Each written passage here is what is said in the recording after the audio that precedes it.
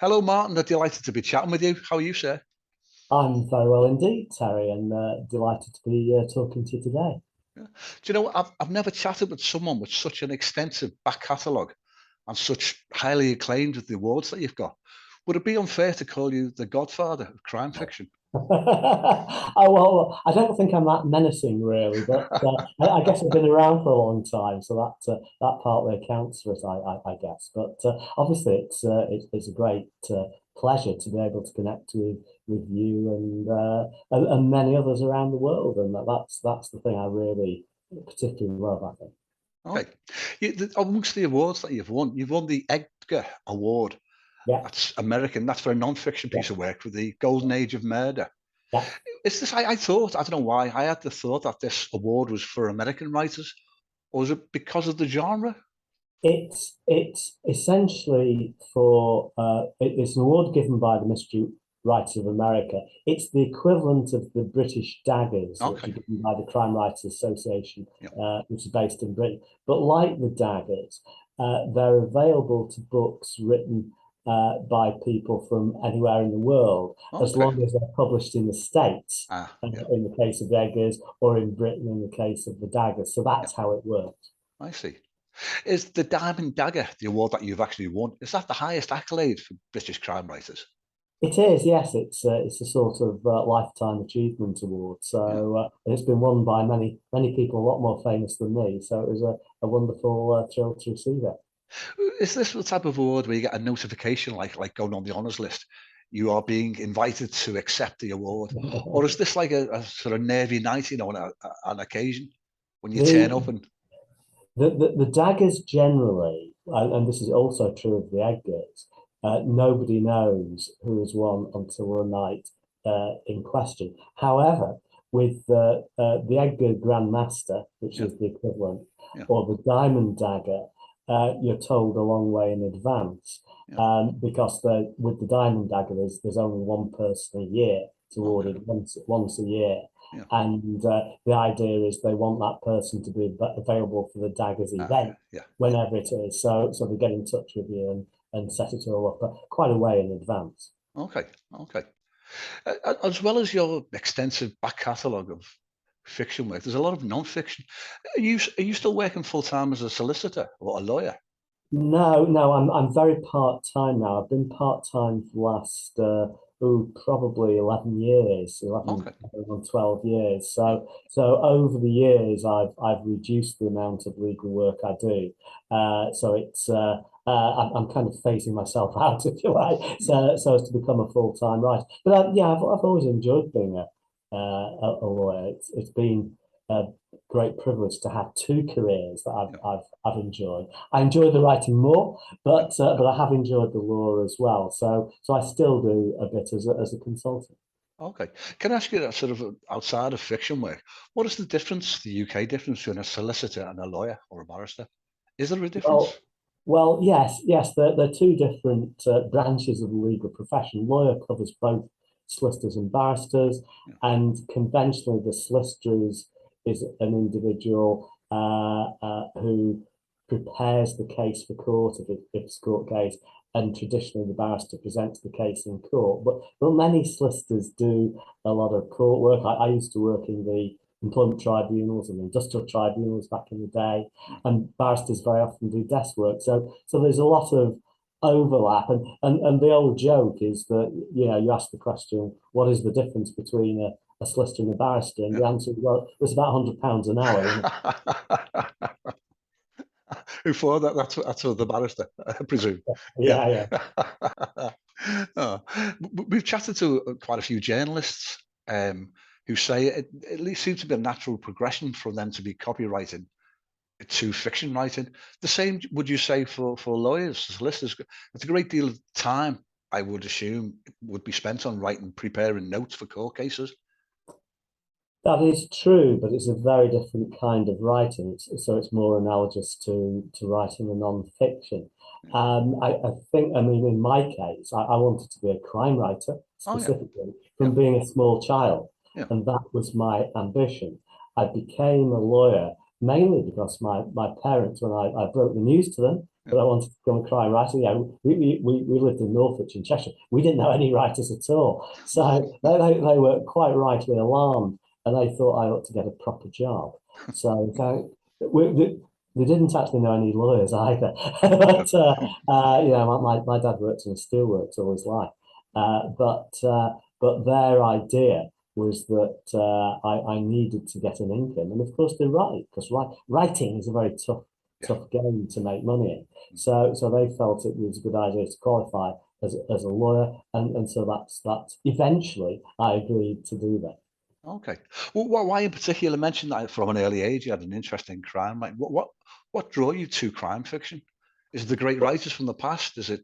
Yeah, it was. There was an event when I was 8 years old that made a great impression on me.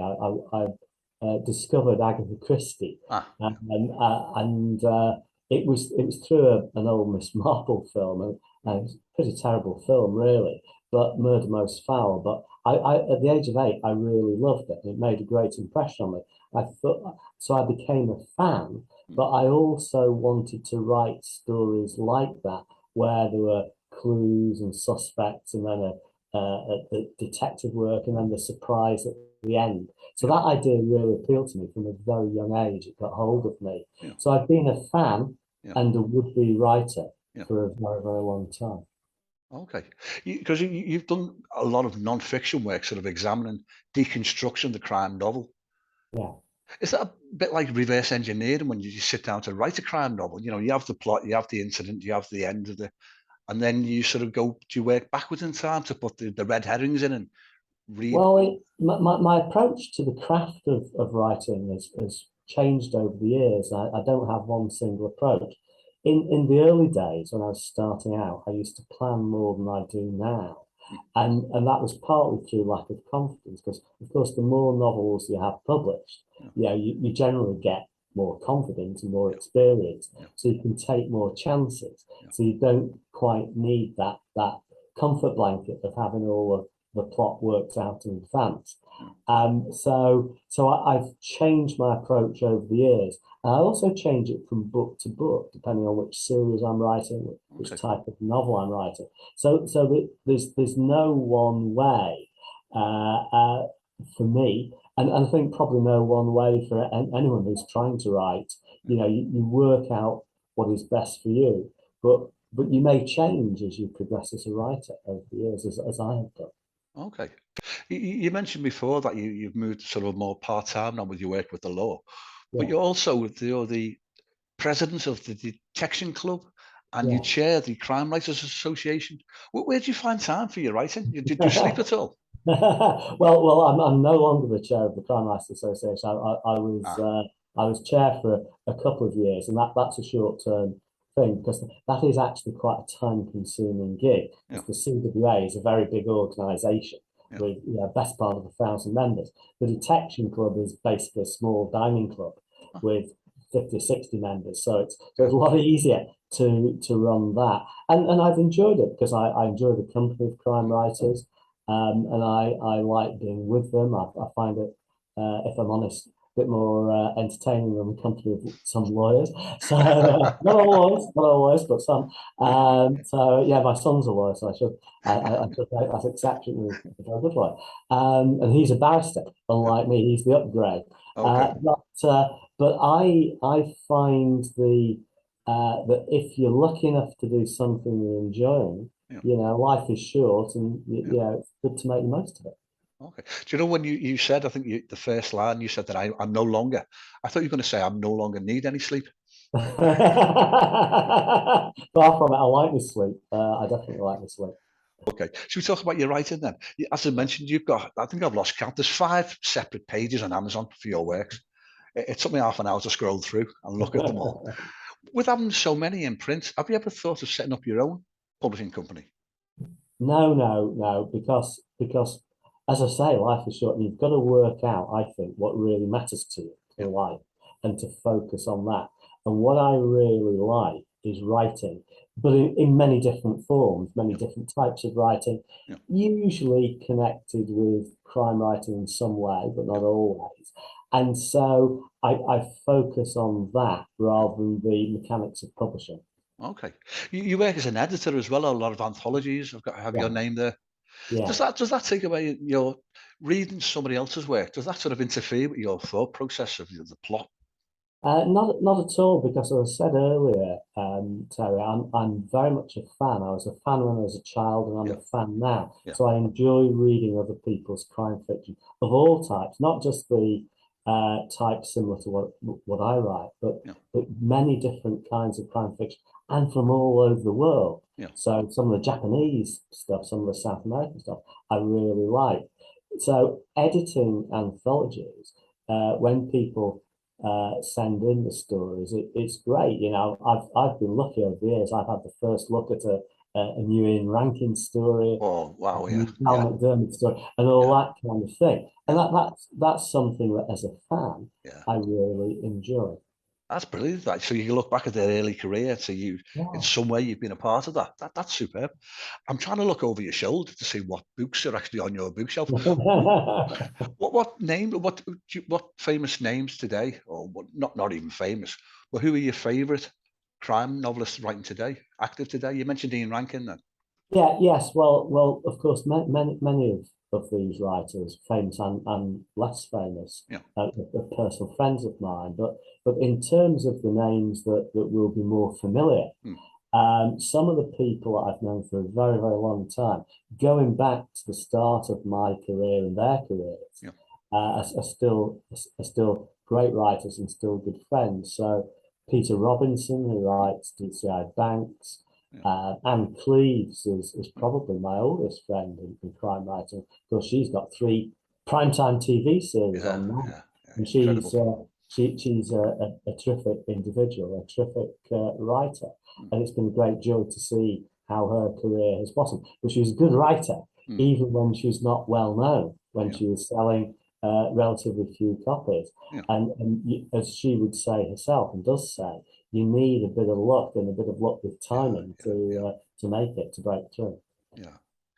You've got 3 separate series, fictional novels. You got the Harry Devlin, the Lake Yeah, District novels, yeah, and the Rachel Savernake novels. yeah. Have you ever been approached yourself for any television or film companies to take these up and get them on the screen? Yeah. Well, the first option I ever had was on Harry Oh yeah, Devlin, Liverpool books, Liverpool lawyer. mid nineties. Yeah, Oh yeah, yeah, and yeah, I went down to this very posh restaurant in Chelsea, met yeah, the people, and champagne flowed, and I staggered back to Euston after yeah, this very boozy lunch about yeah. 6 o'clock at night, and yeah, goodbye legal profession.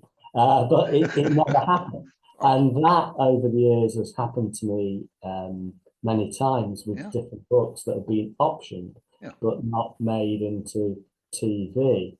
yeah. Recently, I've done something different. I can't talk about it at the moment Okay. because it's public knowledge, but I've written an audio drama for a very well-known franchise, and that is something quite different for me. Yeah, So after all these years of seeing other people adapting stuff, I've actually written an audio drama based on somebody else's character.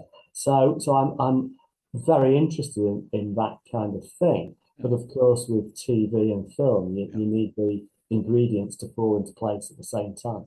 yeah, yeah. Do you know we've spoken to a couple of writers and they've said something similar. They've had approaches. I spoke to one writer, in fact. He said they bought the television rights for it not to be filmed because Yeah, they were doing something similar. So they yeah, bought the rights just so that it wouldn't sort of compete yeah, with yeah, themselves. yeah, yeah. That can happen. Yeah, That can but happen. I can imagine. Frustrating. Yeah, that's the word I was looking for. Frustrating. Yeah, I can imagine. You have this great idea because that, to me, I think that's every writer's aspiration. To see the work, to see actors speaking their lines and the camera Yeah, moving through the yeah. plots. Yeah. It's an exciting thing. To give you the other side of the picture, Yeah, I've got quite a number of friends who have had TV and yeah. have been very disappointed and despondent Oh, at what was done with it. yeah, So it doesn't always work out. Anne has had enormous success, and yeah. Ian's had success. Val McDermott, Peter has had success, but there are plenty of others. I won't name Okay. names Yeah, who are very unhappy with what happened, yeah. and sometimes it can put them off writing about the character. Okay. So you need a lot of luck And these things are not within your control. What True. you can control is what you write in the books. Yeah. Can we talk more about them? We mentioned Harry Devlin, another series of novels between 2004 up until last year, the Lake District novels. Is this ongoing, the series, or is that complete now? No, that's a series with 8 books. I'm having a break from it at the moment, but and I've had a break of about 6 years between the 7th book and the 8th book. But I like to do different things, and even when I'm writing a series, I like each book to be distinctive. I think it's really desirable to keep what you write fresh, so that your readers get full value. I think if you're not careful with a long series, it can become a bit formulaic. So I like to do different things, to experiment, to make changes, and that way, I think that when I go back to a series, the next one will have real energy, which is really, really important, I think. We chatted to Mark Billingham a couple of days ago, and he's written 18 novels for the DJ Thorne series. But he said he takes a break in between, exactly what you've said. He writes standalone, and then the character's fresh then when he goes back to that character. Well, Mark's a good example of someone. I first met Mark at a writers' festival before he was a published writer. So a long time ago. And he's hugely successful. I saw him last weekend at Harrogate. Were you there? And had a chat with him there. And he's a very interesting, very talented writer. And of course, he's someone where the TV of both Thorne and some of the other books has been very successful. Could we ask you what you work at the Blackstone Fell novel? Yes. Is this is due? It's not actually out, available yet, is it? No, that comes out at the start of September, so it's about a month away, and that's the 3rd book in the Rachel Savernake series, and that was an attempt to do something very different. A few years ago, I decided I wanted a break from the Lake District. I wanted to do something different, and I was very interested in Golden Age stories of the 20s and 30s, and I'd written the Golden Age of Murder, which did well, a non-fiction book, and I've written a huge number. I've read a huge number of those books, so I'm pretty steeped in that period.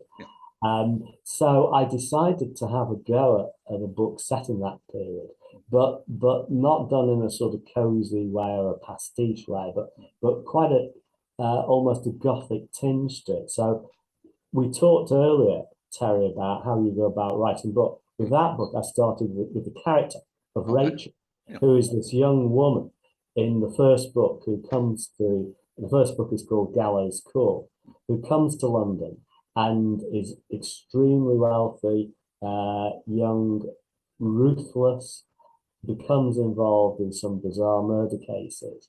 And a young journalist called Jacob Flint becomes fascinated by her and wants to find out what her agenda is. And that was the idea for Gallows Court. And that was all I had. So I didn't have a solution.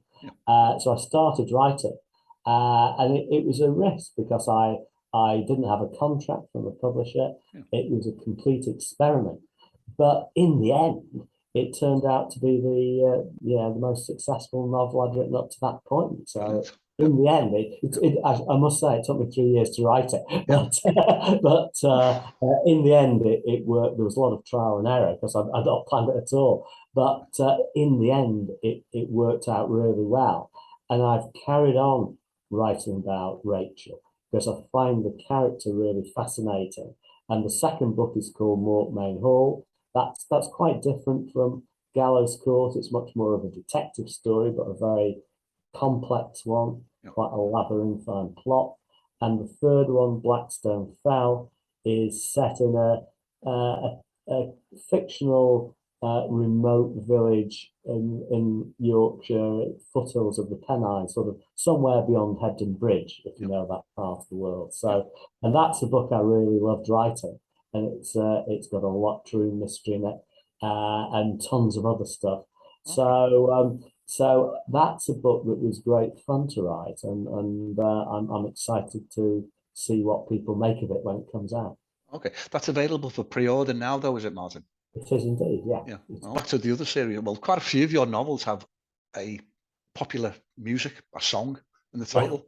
yes, What's the yeah. reason behind that? Is that your choice for Desert Island Discs? Is it? Yeah, well, I began the first novel I wrote, All the Lonely Only People, people. Yeah. which of course comes from Ellen Rigby, as you Yeah. well Yeah. know. Yeah. Yeah. And the idea there was that the song features in the storyline, but also it reflects the theme of the book, Harry's loneliness after the death of his wife, Yeah. and loneliness as a motive for murder. And so that idea of using the 60s song titles Yeah.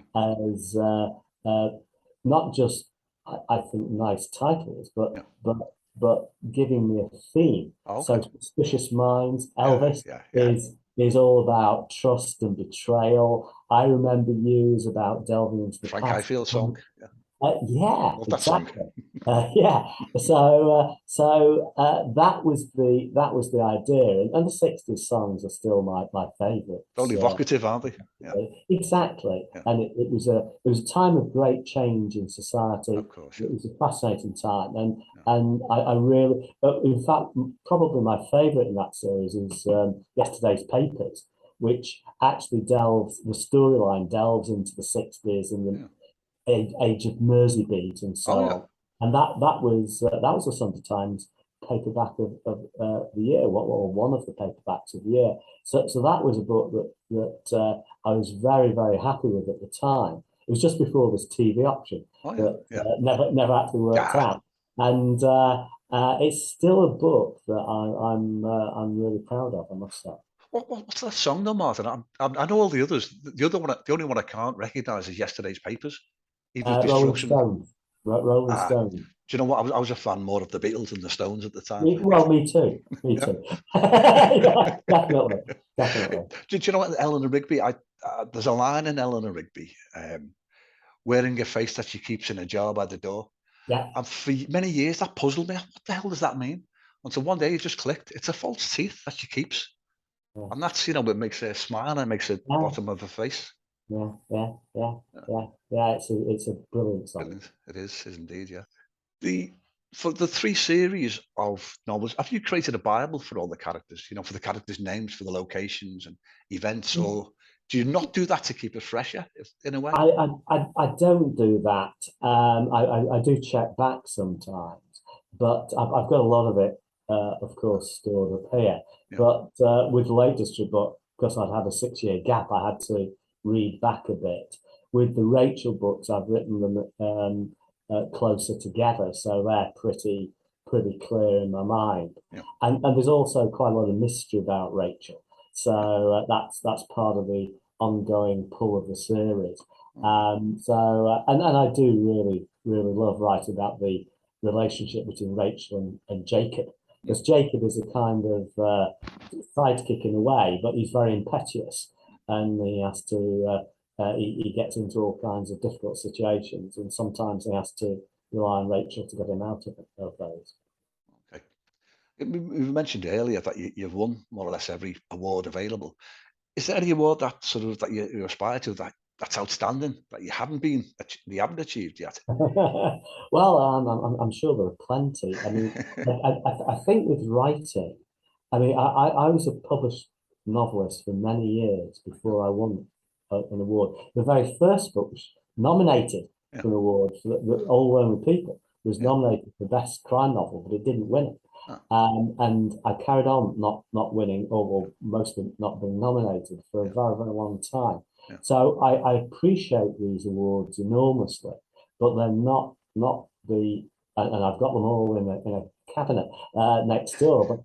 So I'm very, very happy about them. Yeah. But uh, I write because I love writing, and I always have done. And I would write if I didn't get published, because it's a kind of compulsion, and it has been since I was a small child. I've still got the detective stories I wrote when I was 10 Oh yeah. Yeah. at junior school. Yeah. So I've been doing it for a very, very long time, and I love doing it. Of course, I love being published, as I said earlier. I love doing these kind of interviews, traveling the world. Yeah, I've been able to do that. I've been very fortunate. But it's the writing that is the key. That's the heart of it all, and that's what I enjoy particularly. What advice would you give to a new writer?